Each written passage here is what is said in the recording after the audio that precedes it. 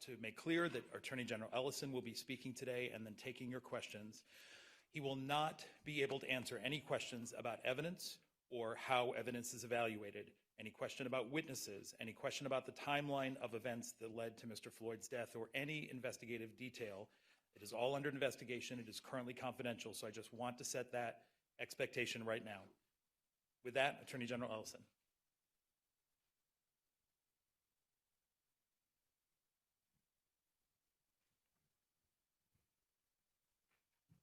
First of all, thank you, ladies and gentlemen of the press. Myself and my friend Mike Freeman want to share some information with you. I want to begin with a reminder, and that is that we're here today because George Floyd is not here. He should be here. He should be alive, but he's not. About 9 days ago, the world watched Floyd utter his very last words, "I can't breathe," as he pled for his life. The world heard Floyd call out for his mama and cried out, "Don't kill me." Just 2 days ago, when I became the lead prosecutor in the murder of Mr. Floyd, I asked for time to thoroughly review all the evidence in the case. And we looked at the evidence that's available, and the investigation is ongoing at this time. I also said that I know it's asking a lot of people to give us time, particularly people who have suffered for decades and centuries of injustice, to be patient. And yet, we did get that time. And together, a very strong, experienced team, which included County Attorney Mike Freeman, his team, and my team, we reviewed the evidence together with the BCA, and we have something to announce today. Before I announce it, I want to say thank you for the patience of the people who they've shown me and our entire team in pursuit of justice, and I'm here to make these announcements right now. First, today, I filed an amended complaint that charges former Minneapolis police officer Derek Chauvin with murder in the second degree for the death of George Floyd. I believe the evidence available to us now supports the stronger charge of second-degree murder. We've consulted with each other, and we agree.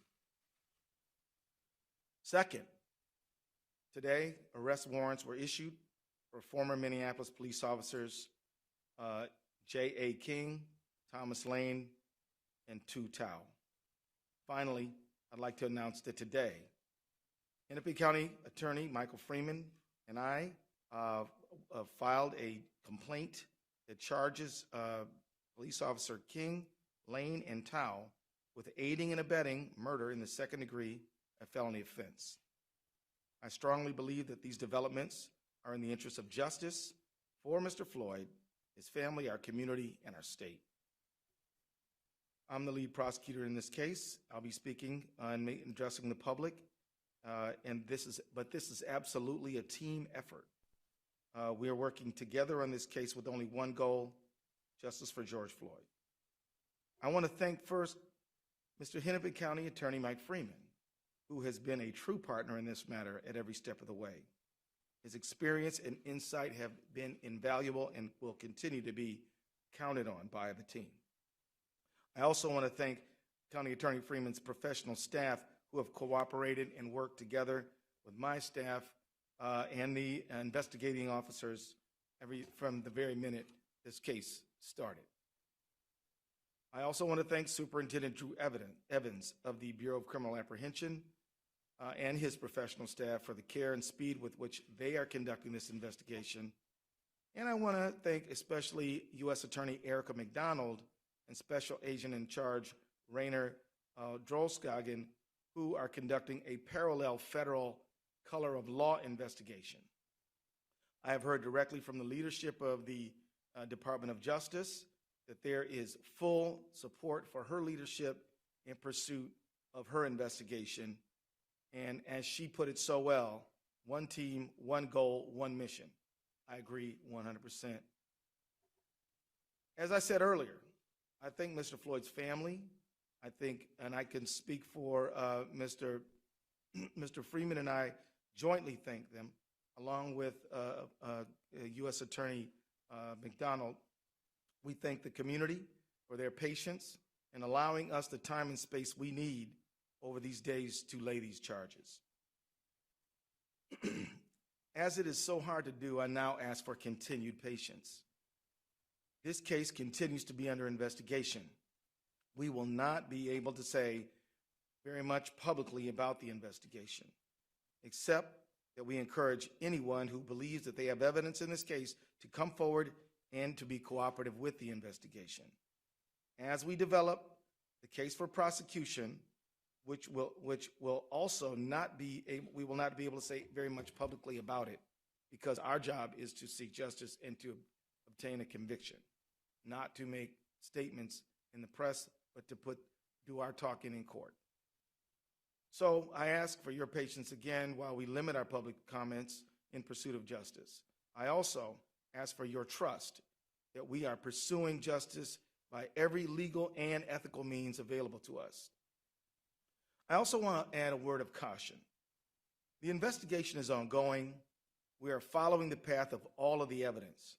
Wherever it leads, we are investigating as quickly as we can because speed is important. We're also investigating as thoroughly as we can because being complete and thorough is critically important, but it takes time. The reason thoroughness is important is because every single link in the prosecutorial chain must be strong. It needs to be strong because trying this case will not be an easy thing. Winning a conviction will be hard. In fact, County Attorney Freeman is the only prosecutor in the state of Minnesota who has successfully convicted a police officer for murder. And he can tell you that it's hard. I say this not because we doubt our resources or our ability. In fact, we're confident in what we're doing. But history does show that there are clear challenges here, and we are going to be working very hard and relying on each other and our investigative partners and the community to support that endeavor. To the Floyd family, to our beloved community, and to everyone that is watching, I say, George Floyd mattered. He was loved. His family was important. His life had value, and we will seek justice for him and for you, and we will find it. The very fact that we have filed these charges means that we believe in them. But what I do not believe is that one successful prosecution can rectify the hurt and loss that so many people feel. The solution to that pain will be slow and difficult work of constructing justice and fairness in our society. That work is the work of all of us. We don't need to wait for the resolution and investigation of this case to start that work. We need citizens, neighbors, leaders in government and in faith communities, civil and human rights activists to begin rewriting the rules for a just society now. We need new policy and legislation and ways of thinking at the municipal, state, and federal levels. The world of arts and entertainment can use their cultural influence to inspire change that we need. There is a role for all who dream of a justice that we haven't yet experienced. In the final analysis, a protest can shake a tree and can make the fruit fall down. But after that fruit is in reach, collecting it and making the jam must follow. The demonstrations and the protests are dramatic and necessary, but building just institutions is more of a slow grind, but equally important. And we have to begin that work as well. We need your energy, and we need everyone's help right now. Thank you very much. We'll take a few questions. Yes, ma'am.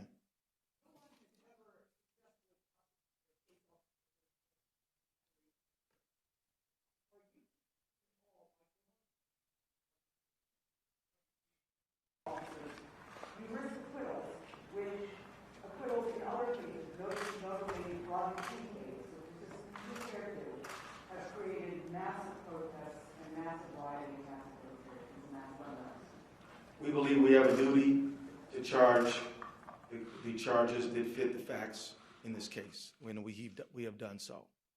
And so our concern is to put all the energy we can into putting forth the strongest case that we can without fear or favor of anyone or anything. These charges are based on the facts that we have found, and we're going to pursue them. The head of the county attorney, obviously, we got the case from him. Was he going to plead this case as a murder-free case? Is that why the state took over? That is what sources have said. The Hennepin County attorney did an excellent job by gathering facts and has worked cooperatively with us at every single step of the way. We consulted with each other on these charges. We believe that these are the right charges. Mike Freeman and I we've signed a complaint for these additional charges, and so that's what we're doing. So the whole nation, indeed the whole world, has been awaiting some type of announcement from your office. Can you describe the process involved in your deliberation and what impact you think today's decision might have, not just in Minneapolis, but for those across the country watching you right now? Unfortunately, I can't delve into our deliberative process, but what I will tell you generally is we gathered all the facts that we could. We reviewed the criminal statutes. We looked at case law. We consulted with each other, and we arrived at these charges. We believe that they're justified by the facts and the law. What does this impact have on them, this decision? The pursuit of justice is always good and right. And I want to signal to them that we hope that they continue to raise the cause of justice, but do it in a peaceful manner. It is their right to express themselves. And with that, I will say that they should continue in their own communities to get together to build just police community relationships. We need the faith community to be involved. We need arts and entertainment to help inspire us toward justice. We need everybody. There's a lot more to do than just this case, and we ask people to do that. Chris,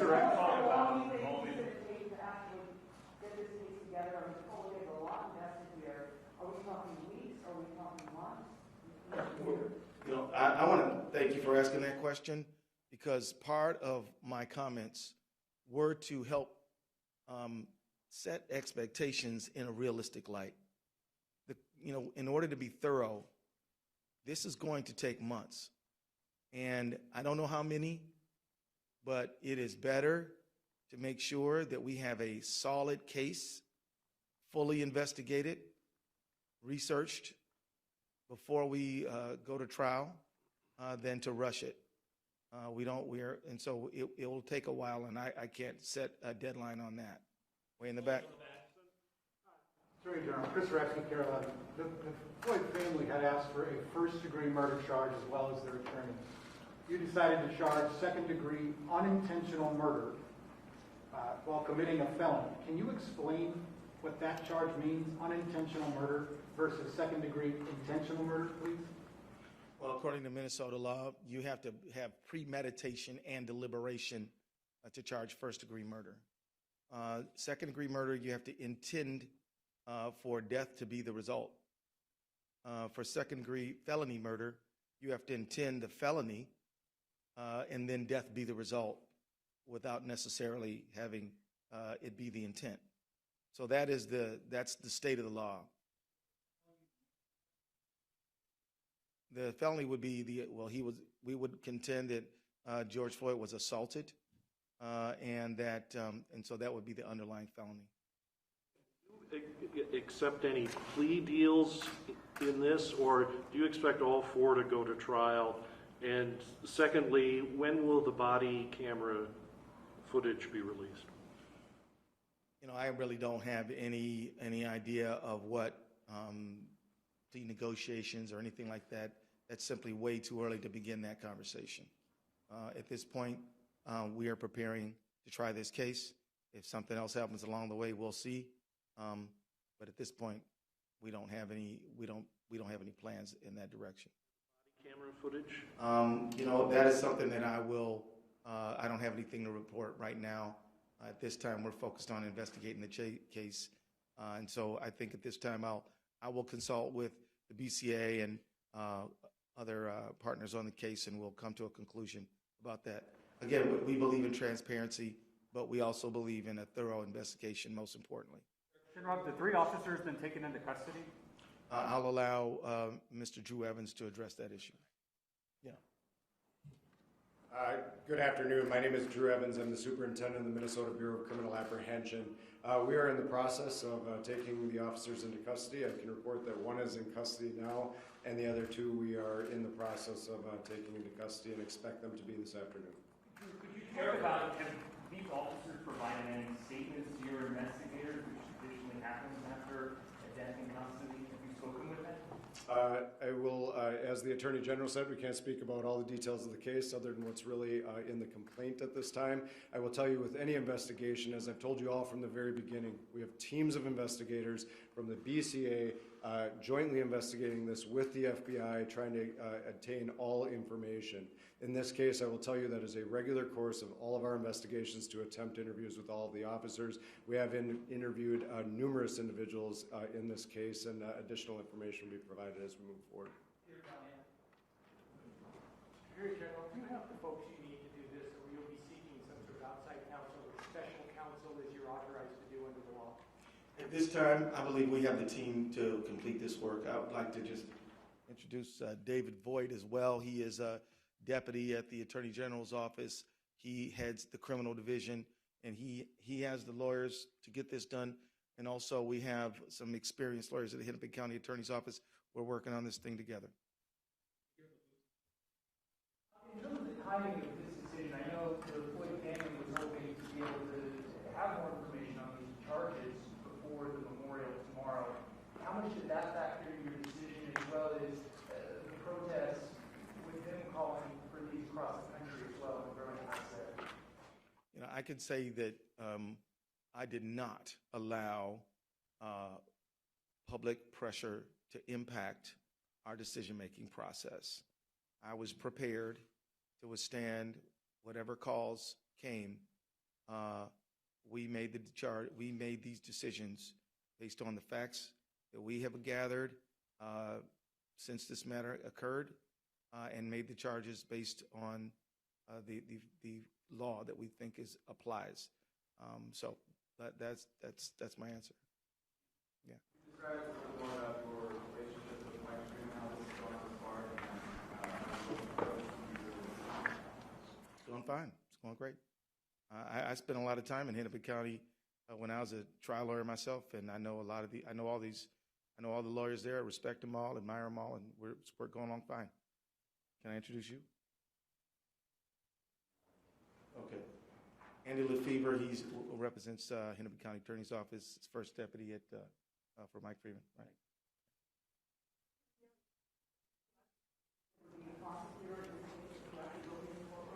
No, that I'm going to let the people who prosecute cases every single day to prosecute this case. Now, it is true that I've tried a lot of cases, and I've tried homicide cases, but on the other side of the courtroom. The people who know how to prosecute, I'm going to let them do that work.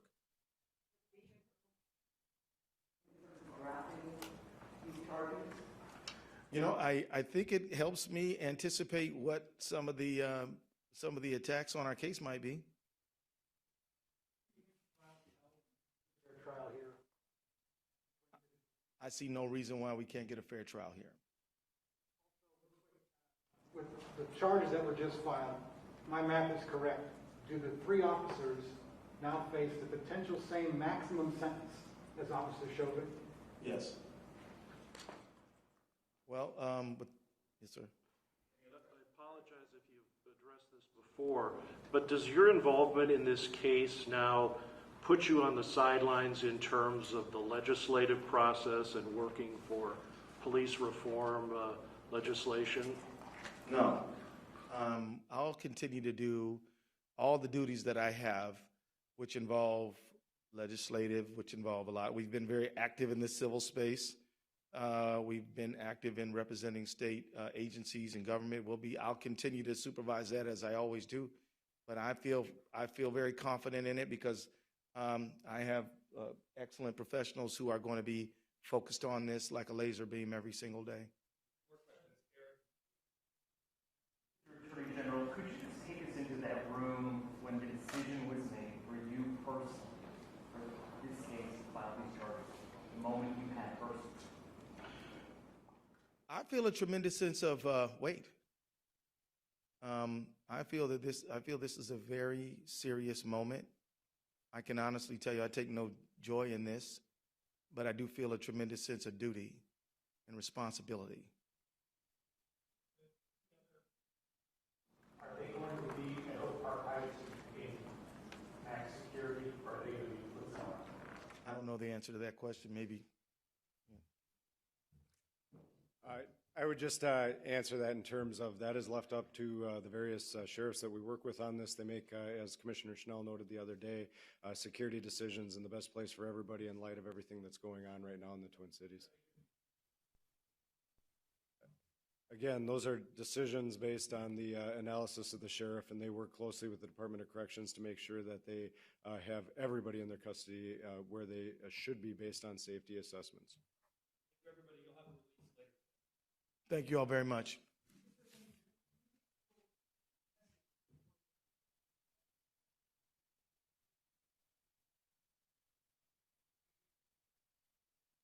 I will say to them that I pledge and I promise to hold everyone accountable for the behavior that we can prove in a court, and that if I don't charge it, it means that we did not have the facts to do that. So I'll simply say that as the people who are legal professionals, professional prosecutors, we are taking our duty seriously, and we are working with the people who gather the facts, and we have done the work that we believe is possible, ethical, and right.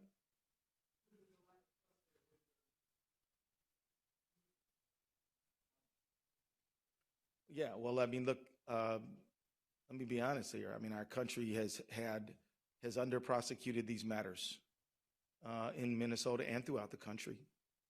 And so I think the trust is a result of historically not holding people who are public guardians accountable for their behavior in situations where we should have. So that, I think, is the origin of the trust problem. But we can't control the past. All we can do is take the case that we have in front of us right now and do our good faith best to bring justice to this situation, and we will.